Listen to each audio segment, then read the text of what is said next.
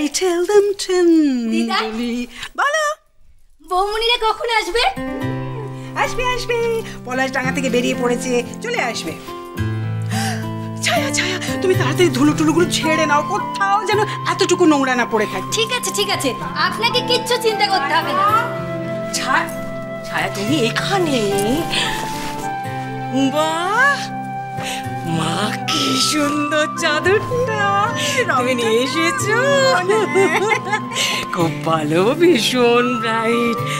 ছায়া ছায়া, শোনো শোনো, মা প্রণতি তোমাকে ডাকছে কিচেনে, যাও গিয়ে কি বলছে শোনো। মরি শাড়িগুলো এখানে কেন? ও, আমি আলমারিতে না না না, ঠিক আছে ঠিক আছে, আমি রাখছি, তুমি যাও ওদিকে।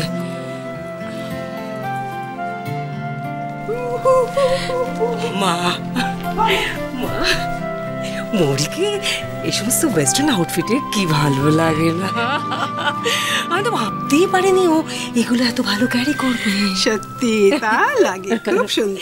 তারপরেও মেয়েটা যে কেন এরকম বিচিত্র ভঙ্গিমায় শাড়ি পরে আমি বুঝি না। আর নিখিলটাও হয়েছে সেরকম, কোনো রকম আপত্তি করে। নীলিমা তুমি না অদ্ভুত, জানো, আপত্তি করবে কেন? সত্যি তোমার কোনো চোখই নেই। আরে মরির ওইরকম ভাবে শাড়ি পরা, ওই বারবার মাথা থেকে ঘোমটা খসে খসে পড়ে যাচ্ছে, ওইরকম করে তো দাদু ভাই ওকে পছন্দ করে। দেখো না আজকাল কিরকম চোখই ফেরাতে পারে না ওর থেকে। কে জানে বাবা, সব অদ্ভুত লাগে। আমার কিন্তু মরিকে ওরকম করে শাড়ি পরেই ভালো লাগে দেখতে। কি সুন্দর, শান্ত, সৌম্য, কাছের মানুষটি দেখলে কিরকম আদর করতে ইচ্ছে করে। সব সময় এরকম সাহেবি পোশাকে ঘুরে বেড়ালে ওকে আর আমাদের মৌরি থাকবে? অচেনা লাগবে না ওকে?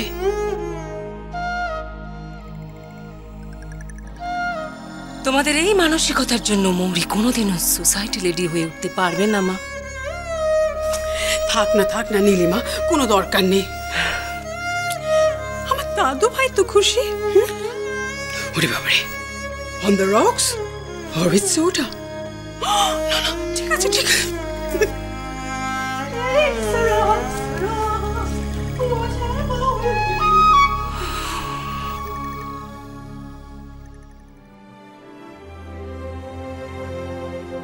আসুন ম্যাডাম, আসুন।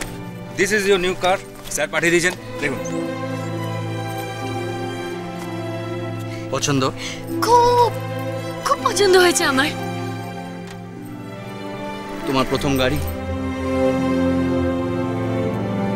আমার নাকি আমাদের? ম্যাডাম আসুন।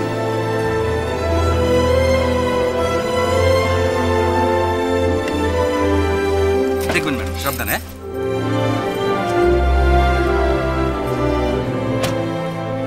কই, তুমি ভেতরে এসো।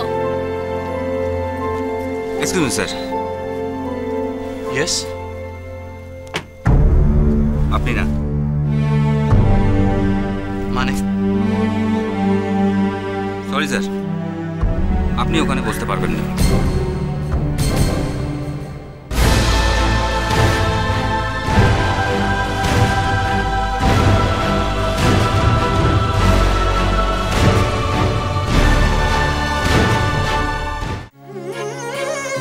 জানিস তো স্বর্ণ,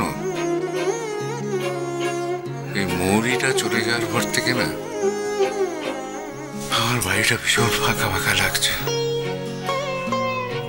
হ্যাঁ বাবা, দেখো না, শুভটাও তখন থেকে মৌরির জন্য মন খারাপ করে বসে আছে। শুভটা কোথায়?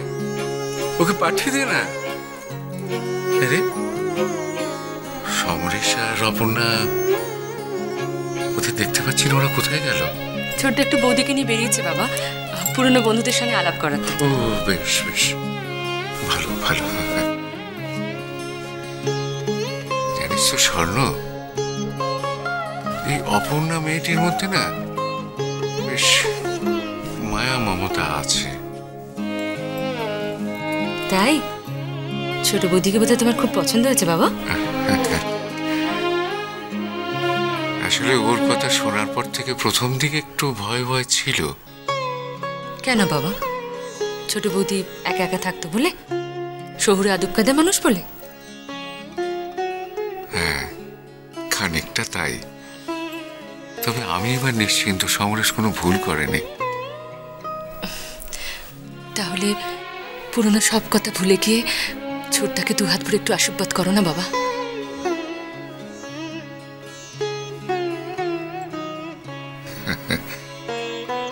সমরেশ যে পুরনো দুঃখ ভুলে গিয়ে আবার নতুন করে জীবন শুরু করতে পেরেছে, এতে স্বর্ণ আমি খুব খুশি হয়েছি রে।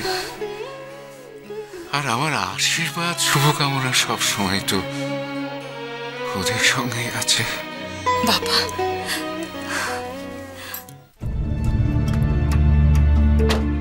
কি বলছেন নাকি আপনি? কার সাথে কিভাবে কথা বলছেন? তুমি থামো। উনি কেন এই গাড়িতে বসতে পারেন না? আপনি জানেন উনি আমার হাজবেন্ড?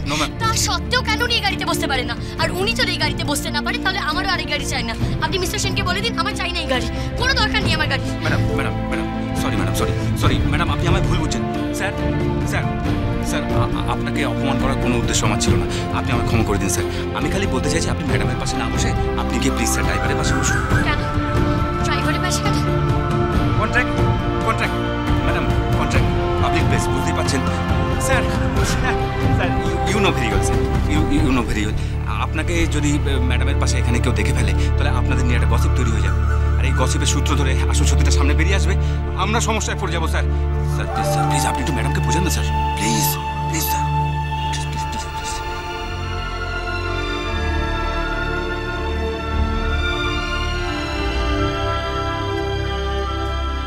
মরি, তুমি কিন্তু শুধু শুধু মাথা গরম করছো। ইটস ওকে, আমি সামনের সিটে গিয়ে বসে যাব।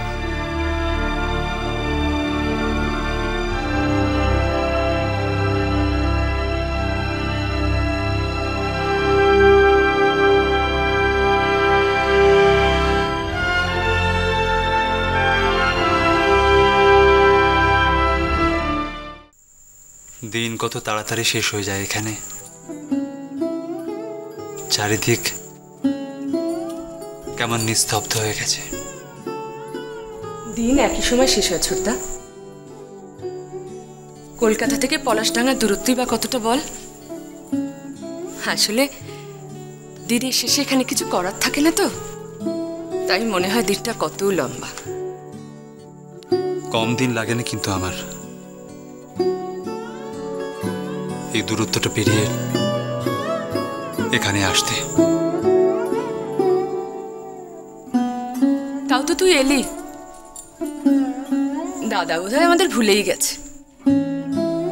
না স্বর্ণ, ভুলে গেলে মনের মধ্যে কেউ এত তীব্র অভিমান পুষে রাখতো না রে। দাদা ভোলেনি তোদের। বাবা যদি একবার যদি বাবা বলতেন যে কমলেশ আমার তোমায় বড় দেখতে ইচ্ছে করছে, তাহলে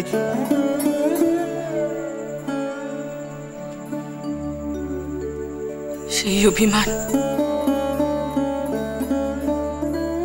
খুব খারাপ লাগে রে ছোটদা। এতগুলো বছর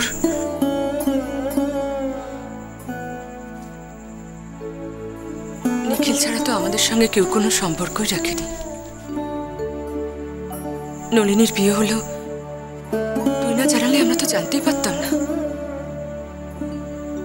নলিনী, গুঞ্জা, রঙ্গন, আমাদের এদের দেখতে ইচ্ছে করে না বল? স্বর্ণ আমার ভাইপো, আমার ভাইজি, বাবার নাতি নাতনি, এগুলো তো কত আদরের সম্পর্ক ছোটদা। অথচ দেখ আমাদের সঙ্গে কারোর কোনো যোগাযোগই নেই। আয় না একবার কলকাতায়, আসতে পারিস তো একবার। জানি বাবা রাজি হবেন না, কিন্তু তুই প্রবাল, তোরা তো একবার আসতে পারিস না ছোটদা, বাবা কষ্ট পাবেন। বাবার মনে হবে আমরা বিশ্বাস ভঙ্গ করেছি। বাবার রাগ না পড়া পর্যন্ত এত বড় সিদ্ধান্ত আমি নিতে পারবো না রে। কে জানি এই জন্মে হয়তো দাদার সঙ্গে আমাদের আর দেখাই হবে না। না রে, হবে, হবেই। আমি এবার ঠিক করেছি, বাবার কাছে কথাটা আমি পারবো। ছোটদা। হ্যাঁ স্বর্ণ, দাদাও খুব সাফার করছে। বাবা, তুমি এখনো রাগ করে থাকবে দাদার উপরে? সব ভুলে যাও না বাবা, আর রাগ করে থেকো না দাদার উপর। তোমরা সবাই আমাকে ভুল বুঝেছ।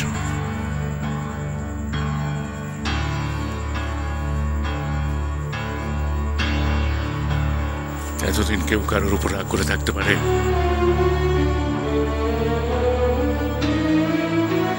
বাবা মায়ের সন্তানের উপর শাসন করার অধিকার থাকবে না? তোমরা প্রত্যেকে আমাকে কষ্ট দিয়েছ বাবা। প্রত্যেকে।